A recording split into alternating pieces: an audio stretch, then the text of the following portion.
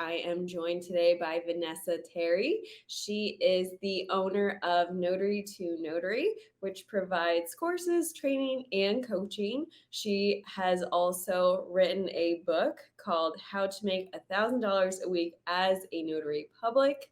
Welcome to the channel. Thank you for having me. Yes. I'm really excited. And I'm glad to have the opportunity. I talk a lot online. So I'm always on like a podcast or YouTube or, Instagram. Yes. So I love it. I love connecting with people, and doing it online makes you be able to reach more people.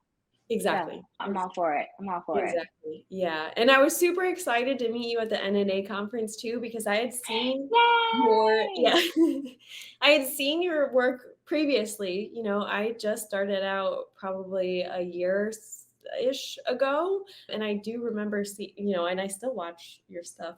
So it was very nice to meet you in person. Are you going to the NNA conference next year?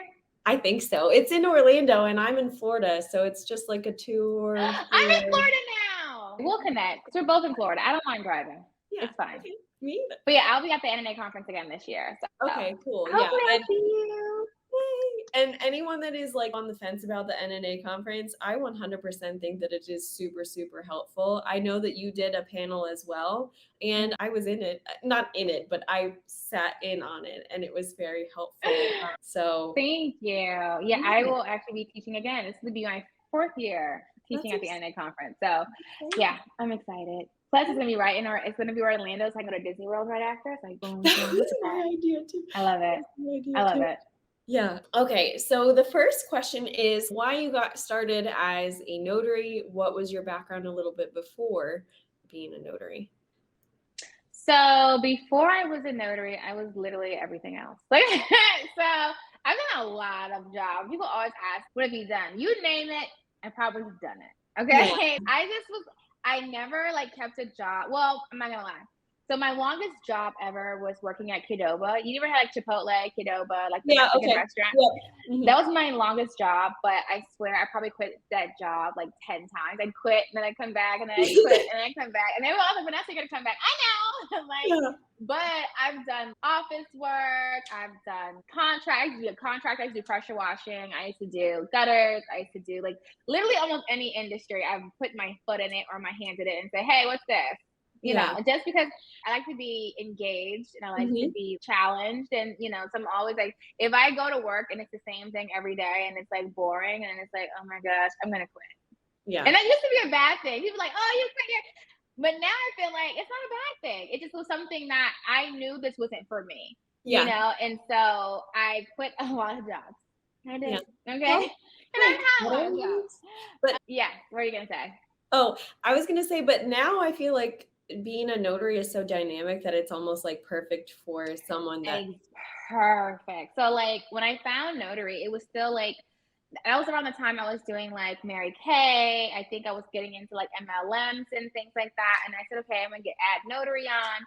And I added it on. It was something I was doing on the side. And then it just started picking up, and I was making more money with it. And then I was still doing it on the side. And then it was after I got my first loan closing deal, it was oh, I want to do this. And, I just tunnel visioned on it, and it started making me a lot of money.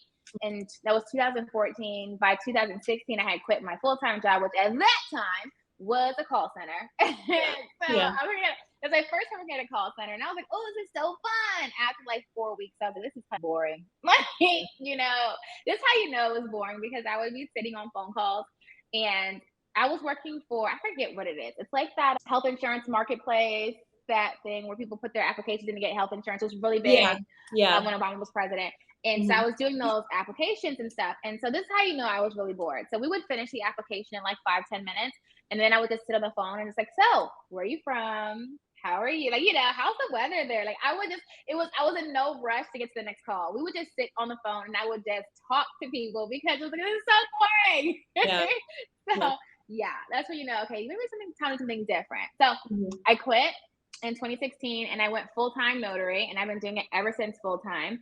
2019, I started training with Notary2Notary, and it just blew up, and it was just it got super busy. Everybody wanted to be a notary. It also was right before the COVID-19 pandemic. So I got started right before all the interest rates dropped. So that it really started to kick off like 2020. Mhm. And I've been training since then. And that's my story and my train. That's great. Yeah. And I love Um, it. I love it.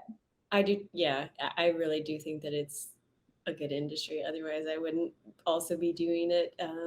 Because I had someone ask me the other day, like, do you ever get bored? I said, no, I never get bored.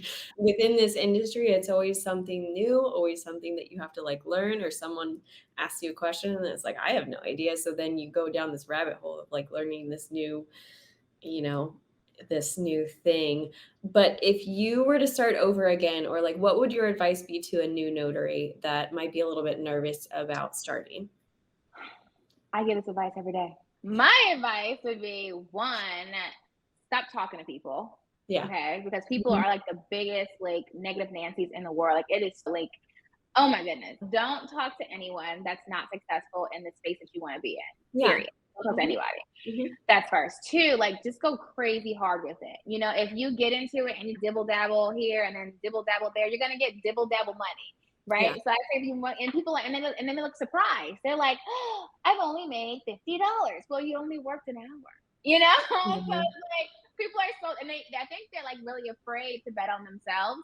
Mhm. They don't, and then they put some money out, they try to think it's going to work, and then when it doesn't work, they go back to their job and now they're miserable, like, oh, this didn't work. Well, you didn't work. It wasn't that it didn't work, you didn't work, you know. And then you know, and I say that, so you have a job, you work 40 hours a week on that job, and that's the check that you get.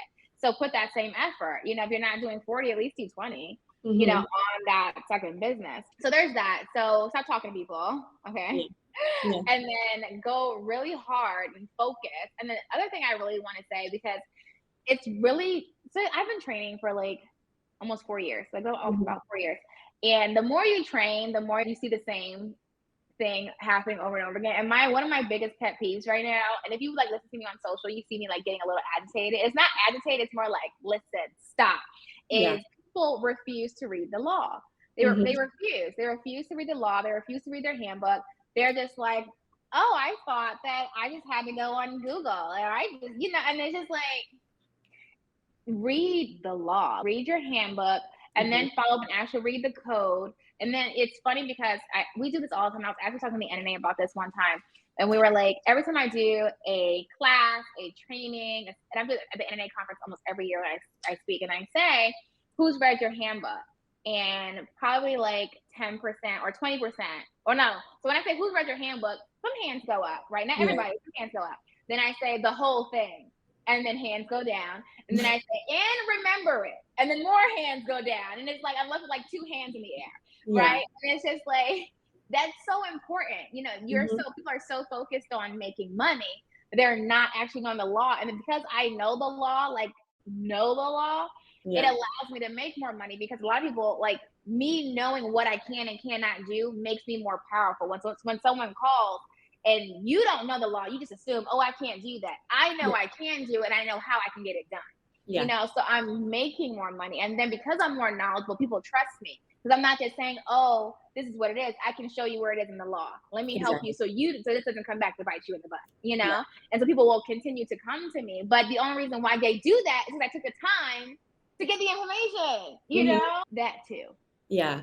Yeah. Training. No, that's good. And I 100% think that is the same thing too. Like people make fun of me because I did that video about like you can go to jail. And it's like you Hmm. can. It is something that happens. And the other reasoning behind that is because, and you were in Virginia and then Florida, we have biometrics. And so I Hmm. actually didn't argue with the title company, but I did let them know that, in the state of Florida, we can do biometrics.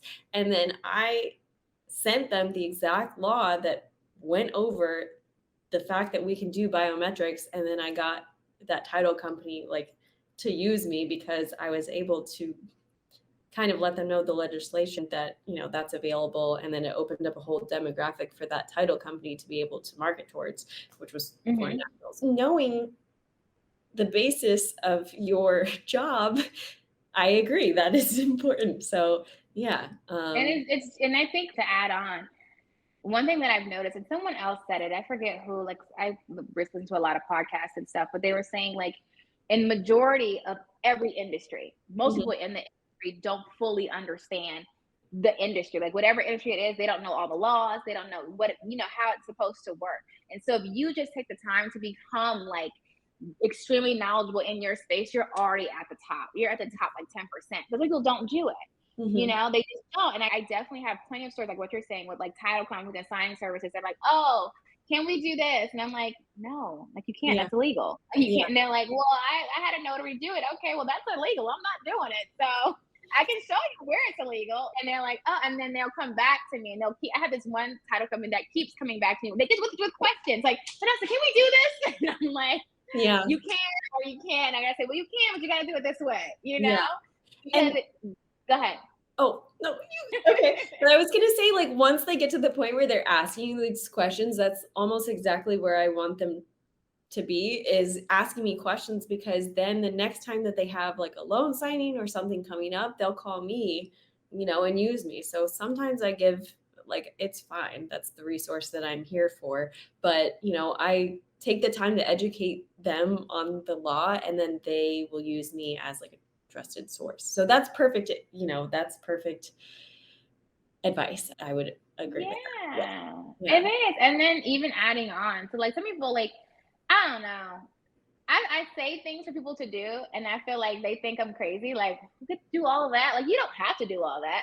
But if you do all that, then you become like more valuable to the marketplace. So like, Mhm. just like starting off, like memorizing your handbook is like the basics. Like you need to know that. And then Yeah. I say, go pull your code. Like go actually look at the online code. And yes, you start off with the notary section, but then you have to go into like, so you can just type in the word notary for most states that have online platforms, and Mhm. then you'll see like you have notary code, but then you have the word notary that pops up in like wills, or that pops up in like other areas that you would not have seen. But when Yeah. you become knowledgeable about everything that pertains to the notary space, you Mhm. become more powerful. So then you have that. Then you have, okay, who do you work with?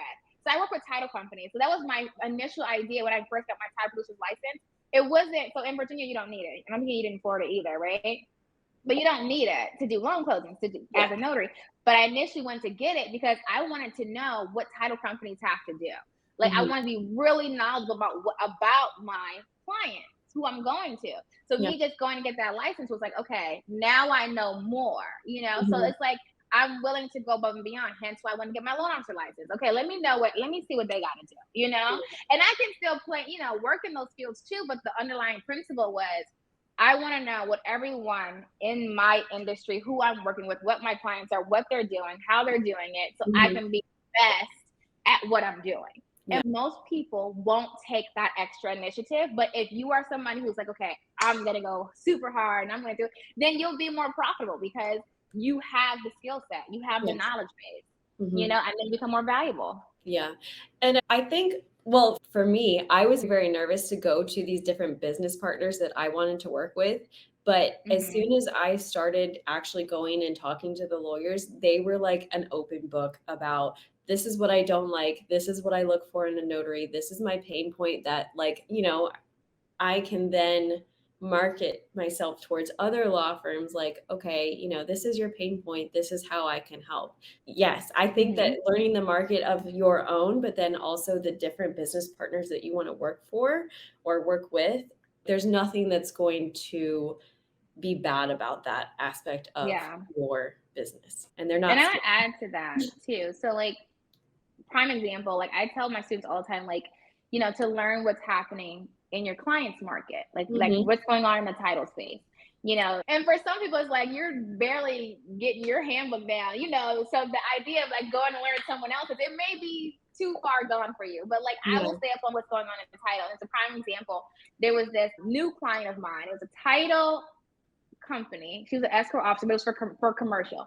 Mhm. And I remember I met her. She gave me an order to do. I did it.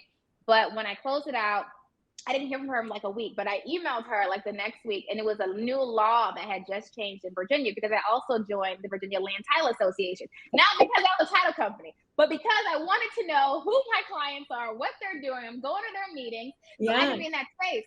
So they were sending out they had this group form, and they were sending out like notifications about a new law, and people were really pissed off, right? And they were like, how did this happen? And I'm like, what's happening, right? So Yeah. I'm like reading the thread, and I'm like, oh, it's a new law. Why is that bad? And so I'm like looking at it, and I was like, oh. So then I took that information, I put it all in an email and I sent it to her. I said, hey, I didn't know if you saw this, but I wanted to share this with you so it could help you with, if it's useful to you. It's a new law that changed. She was so floored. She was like, first of all, oh my gosh, how did this happen? I said, I know it just happened. Right? And she's like, thank you so much for sharing this with me. And she's still a client to this day. But Yeah. I'm really big on adding value Mhm. to my clients. Like not just, hey, give me money, but Yeah. if I can add value to your business, Mhm. then it's like a two-way street, you know? Yeah. No, that's really good. So to distill, like adding value as far as like making sure that you're staying up to date and then letting them know is chef's kiss. That's a Mhm. good idea. And yeah, I agree.